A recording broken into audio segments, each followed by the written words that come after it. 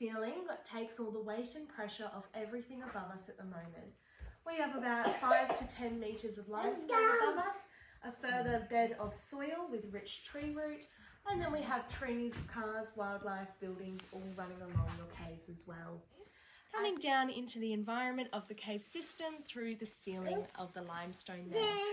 As it emerges here, it then tries and finds a water table. As you can see in front of us, there's no natural water anymore. Over the last 50 to 60 years, all natural water in our caves has been drained, and now they're about 150 metres beneath where we're standing today. They are critically endangered because we cannot actually classify them as extinct because we don't actually know if they are there or not. Everything else that lived in your cave environment is your gas or let go dioxide. So after then, you need to get increased oxygen levels or bring it down with yourselves. Now, when that water droplet forms a tiny little ring of calcite on the ceiling, a long, skinny, hollow tube forms. Skinny tubes are what we call straw systems, and they can actually become blocked with sand or debris. What then happens is the water is forced back up the straw and the calcite is deposited over the outside. Over hundreds of thousands of years, your cave will form a stalactite. So there is a straw system running through the middle of that one there. This one is estimated to be 175,000 years old here in Crystal. To us today. Yeah, we can see how it's discoloured. It's doesn't look the best. That is actually from our human touch. So that is sweats, oils, moisturisers, sunscreens, perfumes, it as well. So when your water absorbs minerals such as carbon dioxide, it absorbs also the calcium from the limestone and also iron oxide, your crystal can look almost like streaky bacon on the left here. So that dark strip of red calcite there, everyone, just has high levels of iron oxide in the water there.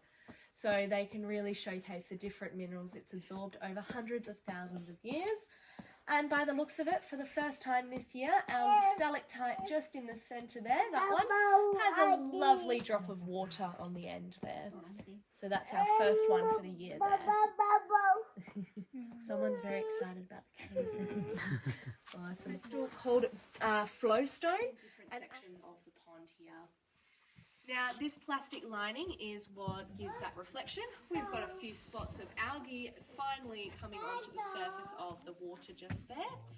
In winter, we get big blooms. So above us here, you can see just how much rainfall can come down in the early stages of winter. This stalactite here, everyone, is completely preserved from human hands. As the rainfall comes down at the moment, we have about 12 different straw systems that are active in this one here. It's falling down and hopefully landing on the cave floor. There we go, I've got a droplet, so I've got good luck today. Distance is too far apart. If our stalactite was about... Wish I could take that one home with me.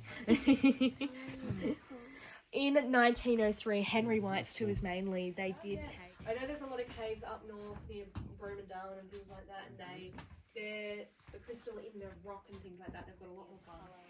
The crystal down here, you can actually see the natural finish of what the calcite should look like in all areas. For example, just in front of us, you can see a beautiful sparkle to the shawls on the ceiling there. That contrast is quite striking between the iron oxide and the calcium as well through those shawls. And you can see as they form to the ceiling. You see to everybody once you're in Jules City of the rock and just the one above. It can also act as a super glue between all the rocks above us at the moment. We also have something quite special happening down here in Jules City, for example. But that tiny little water droplet, that is actually a regeneration crystal. Down into the cave if those red tags have cracked. She's been very comfortable up there, so we'll hope to not wake her today. You kids are really good at taking photos. It is mainly on the most accessible areas.